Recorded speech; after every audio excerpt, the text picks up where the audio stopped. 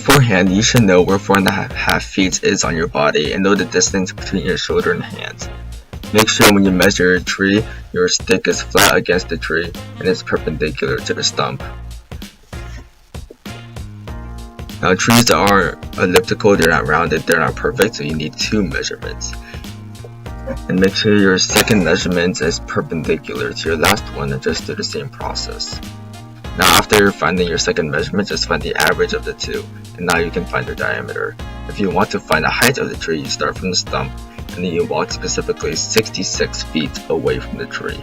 Now, beforehand, I calculated that it would take me 27 paces to walk 66 feet away from the tree.